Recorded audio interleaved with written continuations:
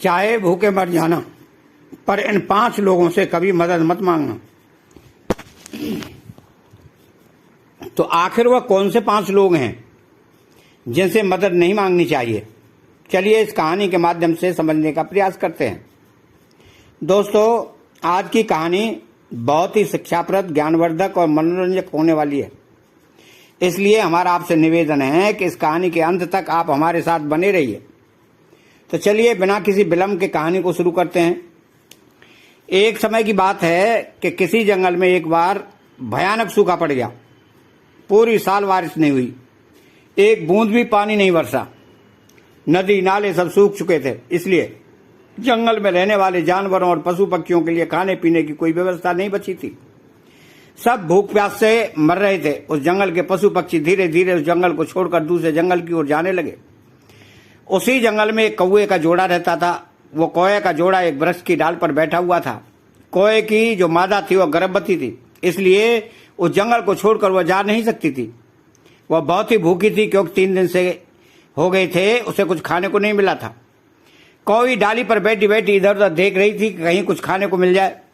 तभी उसी वृक्ष के नीचे एक लोमड़ी अपने मुंह में एक मांस का छोटा सा टुकड़ा दबा करके आ जाती है। कौवी ने लोमड़ी के मुंह में मांस का टुकड़ा देखा तो उसके मुंह में पानी आ गया और कौवी लोमड़ी से कहने लगी कि लोमड़ी बहन, मैं 3 दिन से भूखी हूं, कुछ भी खाने को नहीं मिला। आपकी बड़ी मेहरबानी होगी अगर आप अपने मांस के टुकड़े में से थोड़ा सा मांस का टुकड़ा हमको भी खाने को दे दें, जिससे हमारी भूख शांत हो जाए, नहीं तो मेरा दम निकल जाएगा। लोमड़ी ने कौवी की तरफ देखा कि कौवी अपने पति कौवे के साथ में बैठी है। लोमड़ी तो चालाक थी, क्योंकि वो तो आप जानते ही हैं कि लोमड़ी बहुत चालाक होती है। लोमड़ी ने विचार किया कि इस मांस के टुकड़े से तो हमारा पूरी तरह से पेट भी नहीं भरेगा और ये अच्छा मौका है, इसको अपने पास बुलाते हैं और जैसे ही ये कोई हमारे पास में आएगी इसको मारकर खा जाएंगे और इसको खाकर हमारा पेट भी भर जाएगा। फिर लोमड़ी ने कौवी से कहा कि बहन, घबराइए नहीं, तुम नीचे आ जाओ और हम तुम्हें अपने पास में बैठाकर बड़े प्यार से इस मांस के टुकड़े को खिलाएंगे। दोस्तों, कौवी तैयार हो जाती है और जब नीचे लोमड़ी के पास जाने को होती है तभी कौवा उसे रोक लेता है। कौवा कहता है कि क्या तुम पागल हो गई हो? अरे हमारी तुम्हारी दुश्मन है, यह शिकारी है। अगर तुम नीचे गई तो यह मांस का टुकड़ा छोड़ देगी और तुम्हें पकड़कर मारकर खा जाएगी। कौवी कहती है कि नहीं स्वामी, यह इतने प्यार से बुला रही है इसलिए मैं जाऊंगी जरूर, यह हमारे साथ कुछ नहीं करेगी। कौवा फिर समझाता है कि तुम मेरी बात को समझो, इसके पास मत जाओ, नहीं तो ये तुम्हें मार के खा जाएगी। कौवी फिर भी अपनी जिद पर अड़ी रहती है। तो कौवा कहता है कि ऐसे तुम नहीं मानोगी, हम तुम्हें एक आंखों देखी घटना सुनाते हैं। पहले मेरी ये बात ध्यान से सुनो, उसके बाद में जैसी तुम्हारी इच्छा हो वैसा ही करना। तो कौवे की बात मानकर कौवी वहीं बैठ जाती है और लोमड़ी के पास में नहीं जाती है और कौवे की बात सुनने लगती है। कौवा कौवी को समझाते हुए कहने लगा कि सुनो, कौवी कुछ समय पहले की बात है कि इसी जंगल में एक बरगद का पेड़ था और उस बरगद के एक खो में एक तोता और तोती का जोड़ा रहता था और उसी बरगद के नीचे एक बिल था जिसमें एक सर्प रहता था। इधर तोती जो अंडे दिया करती थी, उन अंडों को वो सर्प खा जाया करता था। जब भी तोती भोजन की तलाश में जाती थी और अंडे अकेले रह जाते थे तो सर्प अपने बिल से निकलता था और तोते के अंडों को खा जाता। कभी कभी तो बच्चे भी बन जाते थे, तो वो सर्प बच्चों को भी खा जाया करता था। यह देखकर तोती बहुत परेशान होती थी। तोती के साथ में ऐसा कई बार हुआ। तोती बहुत दुखी हुई और बैठी बैठी वहीं रो रही थी।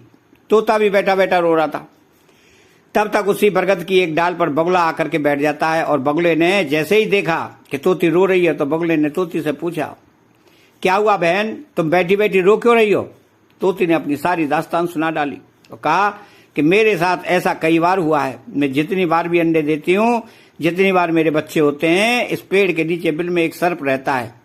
जब हम लोग कहीं भोजन की तलाश में निकल जाते हैं तो यह सर्प अपने बिल से निकल करके हमारे अंडों को और हमारे बच्चों को खा जाता है। हम इस बात से बहुत परेशान हैं। हम कर भी क्या सकते हैं, क्योंकि हम उससे अपना बदला भी नहीं ले सकते, हम उससे लड़ भी नहीं सकते। वो बहुत खतरनाक और दुष्ट है।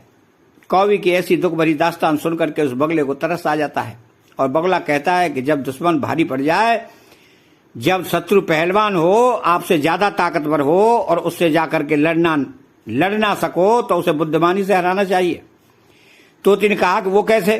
तब बगुला तोती को समझाते हुए कहता है कि हमारे साथ चलिए, पास में एक तालाब है, उससे मछली पकड़ करके लाएंगे और मछली के जरिए सांप से हम अपना बदला ले लेंगे। तोती कहती है कि मैं आपकी बात को समझी नहीं, भला मछली द्वारा हम सांप से बदला कैसे ले पाएंगे? तब बगुला तोती को समझाते हुए कहता है कि यहां से थोड़ी दूरी पर एक नेवले का बिल है, हम लोग पास वाले तालाब से मछलियां पकड़ करके लाएंगे और नेवले के बिल के दरवाजे से लेकर सांप के बिल के दरवाजे तक थोड़ी थोड़ी दूरी पर मछलियां डाल देंगे और नेवला जैसे ही निकलेगा मछलियों को खाते हुए वो सर्प के बिल तक पहुंच जाएगा। तुम तो जानती हो कि नेवला और सर्प एक दूसरे के जानी दुश्मन होते हैं। जब नेवला सर्प को देखेगा तो वह सर्प को मार देगा और तुम्हारा दुश्मन हमेशा के लिए खत्म हो जाएगा। तोती ने जब बगुले की ऐसी बातें सुनी तो उसे उस पर पूरा भरोसा हो गया। तोती अपने पति तोता को साथ लेकर के बगुला के साथ जाती हैं और तीनों तालाब से मछलियों को पकड़ कर लाते हैं और नेवले के बिल से लेकर सांप के बिल तक पूरे रास्ते में थोड़ी थोड़ी दूरी पर मछली डाल देते हैं और ऊपर पेड़ पर आकर बैठ जाते हैं। अब बगुला उस तोती से कहने लगा कि अब थोड़ी देर के लिए प्रतीक्षा करो, अब देख रहा है कि क्या नजारा होता है। थोड़ी देर के बाद जब नेवला उस बिल से बाहर निकला और उसने दरवाजे पर जब मछली पड़ी हुई देखी तो भगवान को धन्यवाद देने लगा और कहने लगा कि हे प्रभु, आज तो आप बहुत ही मेहरबान हैं जो भोजन स्वयं चल करके हमारे घर पर ही आ गया। उस मछली को नेवला खा लेता है, उसके बाद में वो नेवला और आगे बढ़ता है तो उसे एक और मछली पड़ी मिलती है, फिर वो खाता है, फिर आगे बढ़ता है, यानी क्रम बाई क्रम मछली उसे मिलती चली जाती हैं और वो खाता चला जाता है और खाते खाते वहीं पहुंच गया जहां वो सर्प रहता था।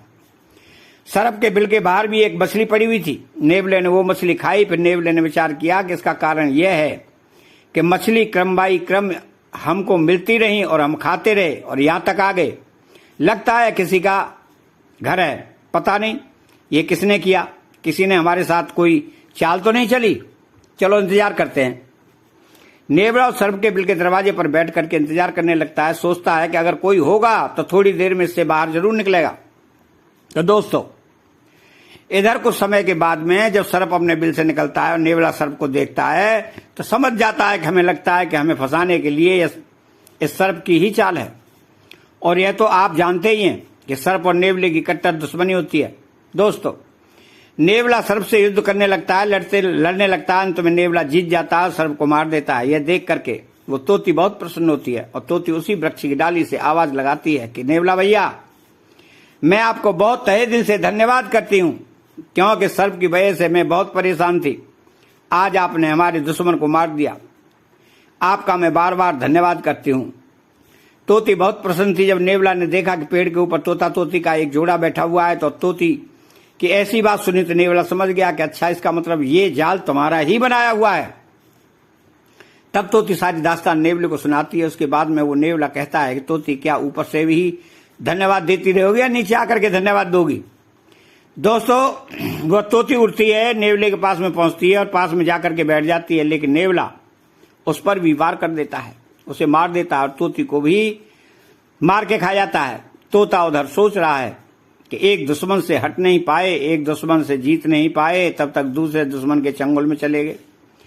दोस्तों, वही बात समझाता हुआ कौवा कोई से कहता है कि एक दुश्मन से बचे, लेकिन दूसरे दुश्मन के चंगुल में फंस गए और वो तोती मर जाती है। क्यों? उसने नेवले पर भरोसा कर लिया था। वो भूल गई थी कि ये नेवला उसका दुश्मन है, ये हमको छोड़ेगा नहीं। इसलिए कोई कुछ न जाओ, तुम न जाओ, ये लोमड़ी तुम्हारी दुश्मन है, ये जरूर तुमको मार देगी। और इसी तरह से भूल कर भी इन 5 लोगों से कभी भी मदद की भीख नहीं मांगना चाहिए। कोई की बातें सुनकर कोई को इंटरेस्ट बढ़ता चला गया। कोई कहने लगी कि वो कौन से 5 लोग हैं जिनसे इंसान को कभी भी मदद नहीं मांगनी चाहिए। तो कौवा समझाते हुए कहता है कि नंबर 1, ऐसा रिश्तेदार या मित्र या भाई या भतीजा जो घमंडी हो, मदद करते हुए बार बार एहसान जताए और आपके आत्मसम्मान को ठेस पहुंचाए, ऐसे व्यक्ति से कभी मदद नहीं मांगनी चाहिए। नंबर 2, स्वार्थी व्यक्ति जो मदद के बदले में आपसे गलत काम करवाने की कहे या बदले में कोई शर्त रखे, ऐसा व्यक्ति कभी आपकी मदद नहीं करता, बल्कि वह आपका सौदा करता है। मदद के बदले में जो बदले की उम्मीद रखता है वो कभी आपका हो ही नहीं सकता। सच्चा मित्र, सच्चा रिश्तेदार जो निस्वार्थ मदद करते हैं। नंबर 3, नीच स्वभाव वाला व्यक्ति जो पीठ पीछे आपकी बुराई करता हो, जिसकी सोच आपको लेकर छोटी हो, जो आपको गिरी हुई नजरों से देखता हो, ऐसा व्यक्ति आपकी हालत पर मन ही मन बहुत खुश होता है वो मदद तो करता है, पर उससे ज्यादा वो आपकी खिल्ली भी उड़ाता है। नंबर 4, जो व्यक्ति खुद गलत काम करता है, नशे का सेवन करता है, झूठ बोलता है, चोरी करता है, लोगों को मारता है, गलत रास्ते पर चलकर धन कमाता है, ऐसे व्यक्ति से भी कभी मदद नहीं मांगनी चाहिए। इस तरह के व्यक्ति से मदद लेने का अर्थ है कि आप उसके अपराध में शामिल हो रहे हैं। जिस तरह सूखी लकड़ियों के साथ गीली लकड़ी के मिल जाने पर भी गीली लकड़ी भी जल जाती है, उसी तरह दुष्ट लोगों से मदद लेने पर उनके पापों में हम भी हिस्सेदार हो जाते हैं और एक दिन हम उनके साथ साथ स्वयं भी मुसीबत में पड़ जाते हैं। नंबर 5, जो व्यक्ति आलसी हो, कामचोर हो, बहुत जल्दी क्रोधित हो जाता हो, ऐसे व्यक्ति से कभी मदद नहीं मांगनी चाहिए। वो आपको सही समय पर मदद नहीं दे पाएगा और क्रोधी व्यक्ति से मदद मांगोगे तो क्रोध आने पर वो आपको बहुत अपमानित करेगा। इसलिए भूखे रह लेना, पर इन लोगों से कभी मदद मत मांगना। इनसे मदद मांगने पर आपको तात्कालिक लाभ तो हो सकता है, लेकिन दीर्घकालिक रूप से मानसिक और सामाजिक क्षति अवश्य होगी।